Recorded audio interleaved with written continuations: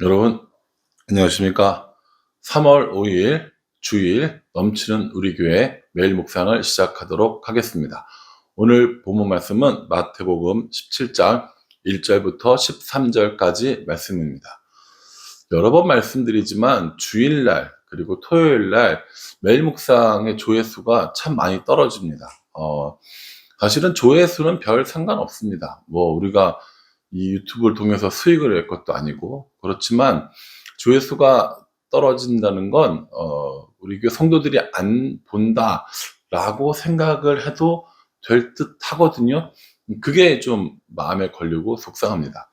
주일은 바쁩니다. 아침에 아이들 챙겨서 교회 오려고 하면 여러 가지 바쁘죠. 봉사하는 일들도 있고, 그래서 정신없이 하루를 보내고 부서별 모임이나 또 가정교회까지 다 마치고 돌아가면 좀 늦은 시간이 되기도 하고, 또 저녁 먹어야 되고 어영부영 하다 보면은 시간이 지나가고, 그래서 큐티 못하고 에이 내일 하지 뭐 라고 하는 경우들이 종종 있을 것으로 예상하고 있습니다.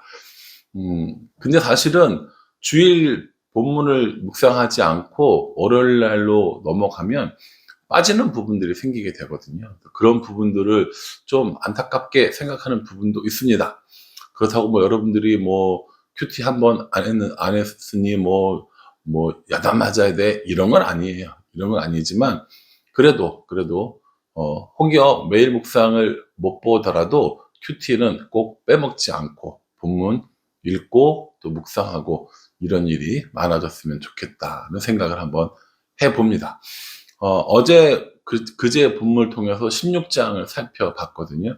16장에 베드로가 예수님을 향해서 주는 그리스도시요 살아계신 하나님의 아들입니다 라고 고백을 했고, 이때로부터 예수님께서 제자들에게 예루살렘에 가실 것, 많은 고난을 받으실 것, 그리고 죽으시고 부활하실 것을 제자들에게 설명했다라고 말씀드렸습니다.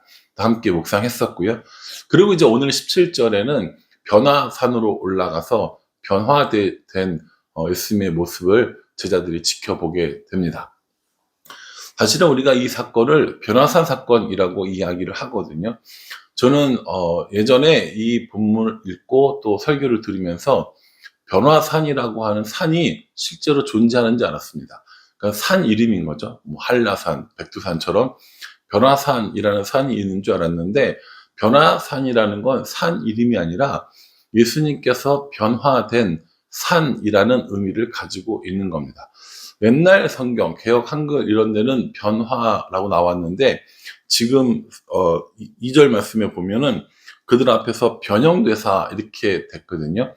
그러니 이걸 변형산이라고 부를 수도 없고, 교회를 오래 다니신 분들은 변화산이라고 하면 무슨 말인지 이해를 하시지만, 교회를 오래 다니시지 않으신 분들은 변화산이라고 하면 그것이 정말 산 이름인 줄 알게 되는 것이죠. 그래서 여러분, 이 변화산이라고 할 때 이것이 실제 산 이름이 아니라 예수님께서 변화된 산, 이렇게 이해하시면 좋을 듯 합니다. 그러면 예수님께서는 어떻게 변화되셨을까라는 것을 한번 살펴볼 필요가 있다라는 거죠.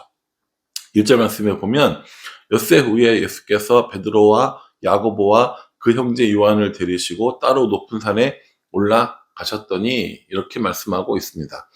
베드로와 야고보와 요한은 예수님의 제자들 중에서 가장 핵심적인 제자들이라고 말씀드릴 수가 있습니다.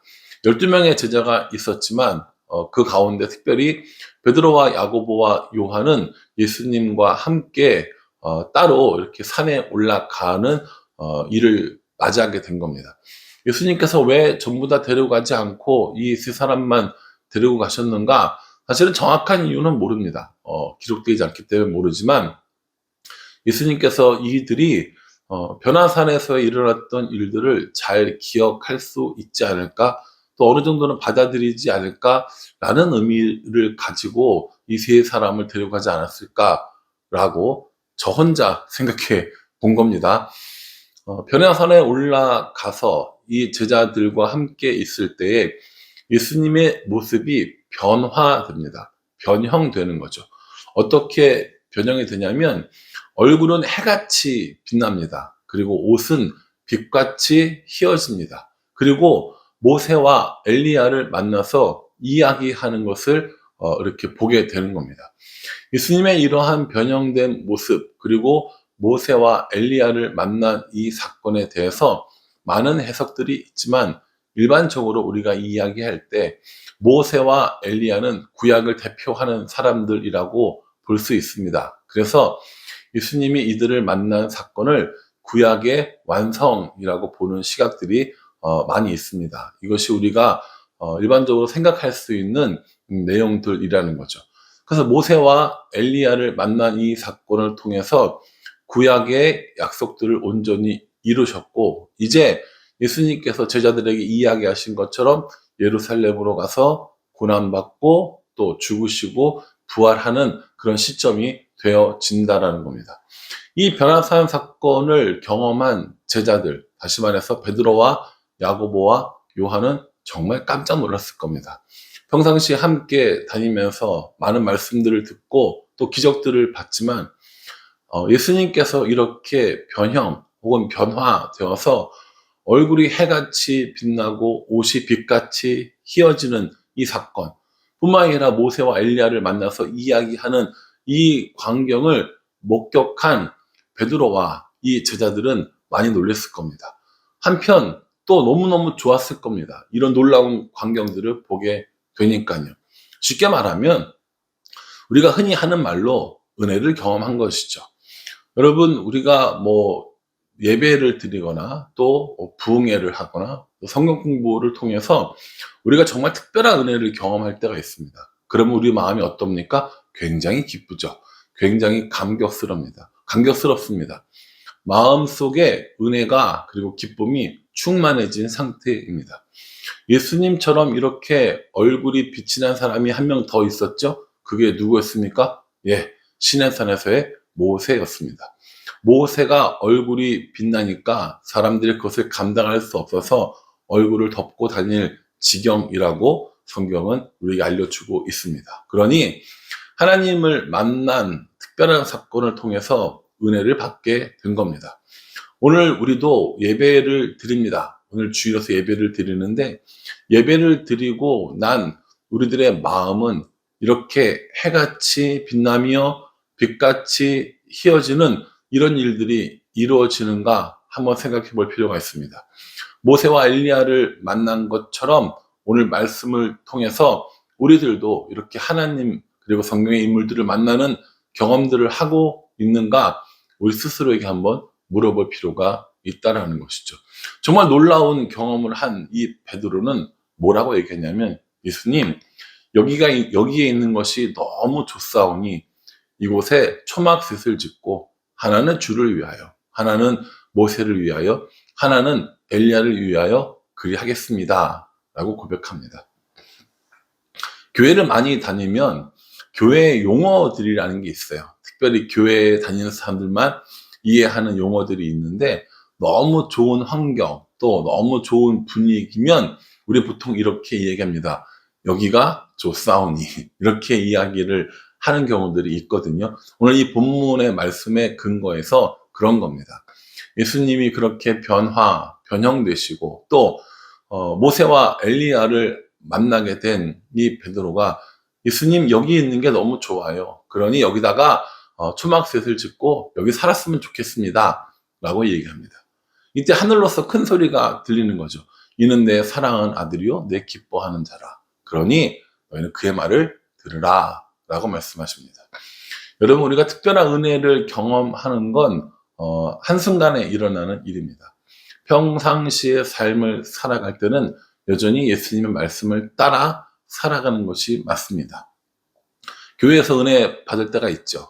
예배 혹은 부흥회, 수련회, 성경 공부 등등을 통해서 다른 어떤 문제들이나 상황들을 다 잊어버리고 그냥 여기 있는 것이 너무 좋겠다. 여기 서면 만족하겠다라고 생각하지만 우리는 우리들의 삶의 현장으로 또 돌아가야 합니다.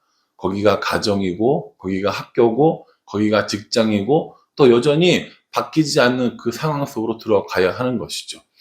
여기 있는 것이 좋으니 라고 이야기하지만 오늘 성경은 우리에게 예수님의 말씀을 따라 살아가는 삶을 살 것을 말씀해 주고 계십니다. 그렇게 그들이 하늘에서의 소리를 듣고 고개를 들어보니 아무것도 없어지고 온데간데 없고 예수님만 계시더라는 겁니다. 예수님께서 이 제자들에게 뭐라고 말씀하시냐면은 너희가 일정한 때가 되기 전까지는 아무에게도 이 이야기를 하지 말아라 라고 말씀하십니다. 예수님께서 종종 이렇게 어떤 기적이나 특별한 상황 속에서 이 일을 이야기하지 말라라고 여러 번 말씀하셨습니다. 그것은 아직 예수님의 때가 이루어지지 않았기 때문이라고 말씀하고 계시는 겁니다. 그러니 사랑하는 성도 여러분, 분명히 어떤 때가 있다라는 겁니다. 신앙이 자라날 때가 있고, 또 믿음이 커질 때가 있고, 또 하나님을 만날 때가 있고, 그러니 우리는 이 하나님의 때를 기다리는 연습을 해야 하고 하나님의 때에 발맞추는 연습을 해야 될 필요가 있다는 겁니다. 가끔 우리가 전도해도 변하지 않는, 또 응답하지 않는 사람들을 만날 때가 있습니다. 가족들이나 친척들에게 복음을 전했는데 꼼짝도 하지 않는 모습을 볼 때가 있습니다.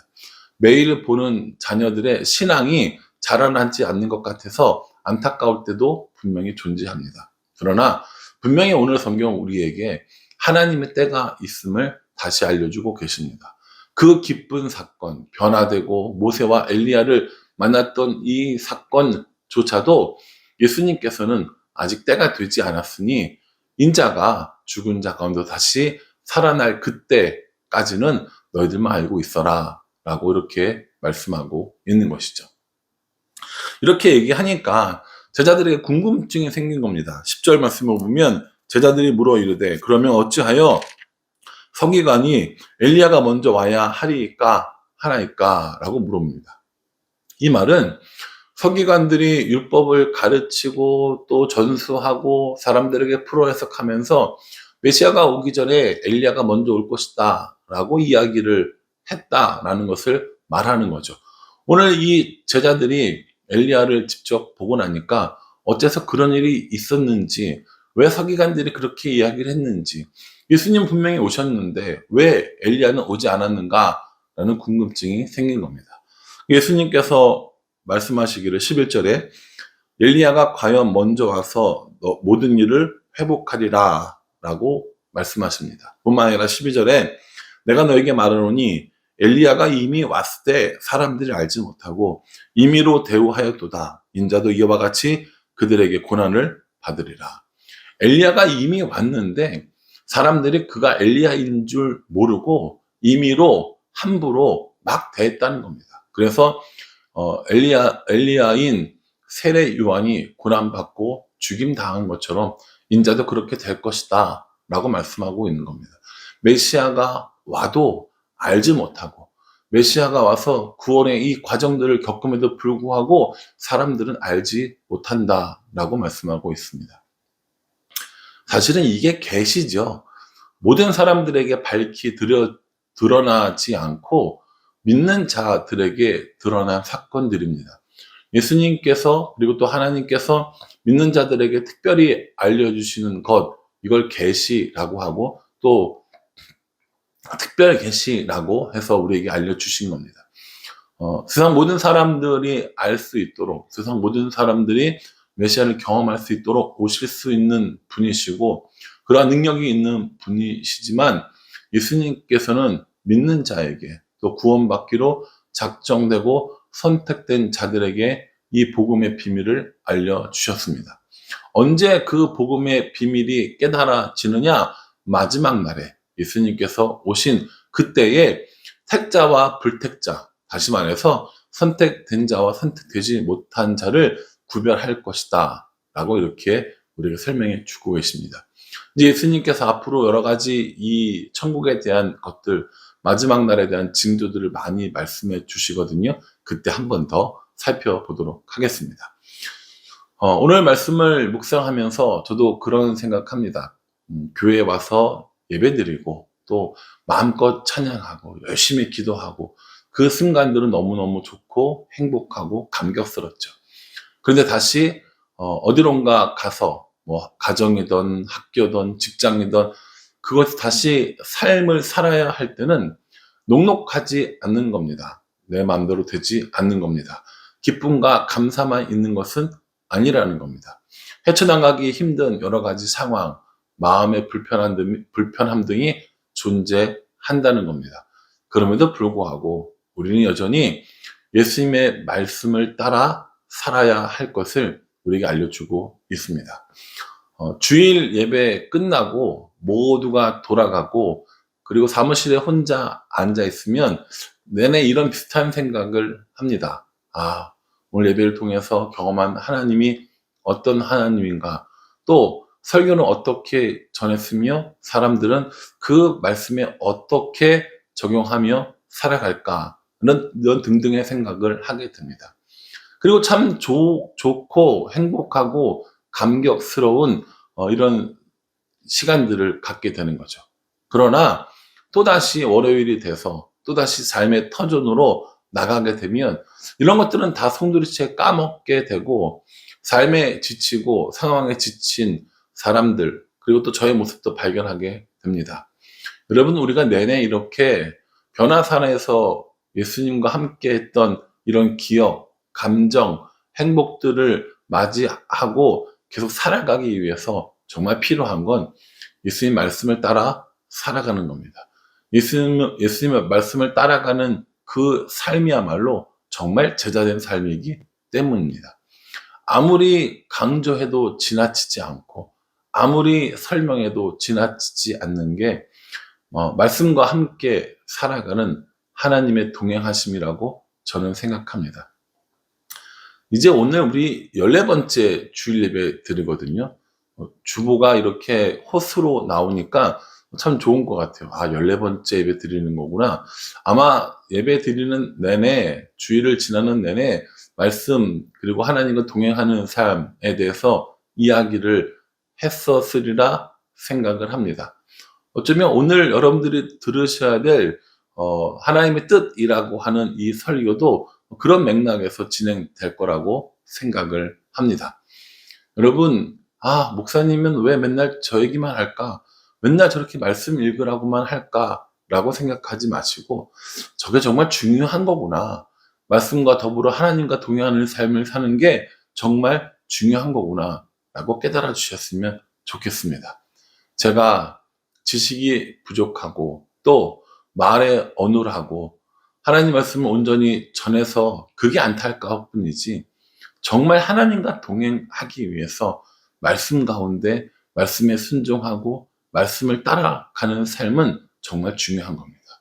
이렇게 변화산에서 특별한 경험을 했던 제자들에게까지 예수님의 말씀을 따라 살아야 할 것을 말씀해 주고 있지 않습니까? 그러니 여러분, 오늘 예배 드리면서 받은 은혜 마음속에 깊이 간직하시고 그것으로만 끝나는 것이 아니라 또 우리들의 삶 가운데 그 말씀을 인도함 받고 말씀과 동행하며 그렇게 살아가서 날마다 천국을 누리는, 날마다 하나님의 임재를 경험하는, 날마다 하나님과 동행하며 살아가는 저와 여러분들이 될 수 있기를 주님의 이름으로 축복합니다. 기도하겠습니다.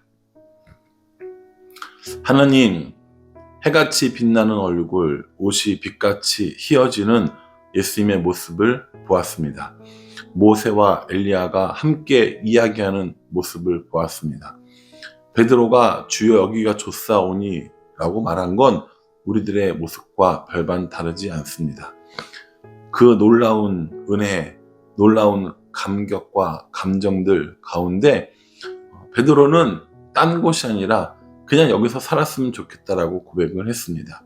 하나님, 우리도 하나님께서 주시는 특별한 은혜들이 있습니다.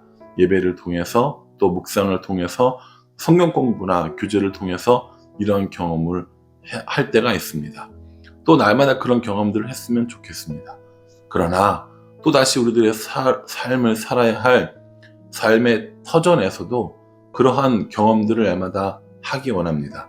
예수님 말씀을 따르라고 했던 그 말씀처럼 예수님과 동행하기 위해서 그 말씀에, 그 계명에 순종하는 삶을 살게 도와주시고 날마다 그 말씀이 나를 인도하는, 우리를 인도하는 삶을 살 수 있도록 주님 축복하여 주시옵소서. 오늘 주일입니다. 예배드리는 모든 성도들 삶 가운데, 마음 가운데 하나님께서 은혜를 부어주시고 그 힘으로 살아갈 수 있도록 우리 모두를 도와주시옵소서. 예수님의 이름으로 기도합니다.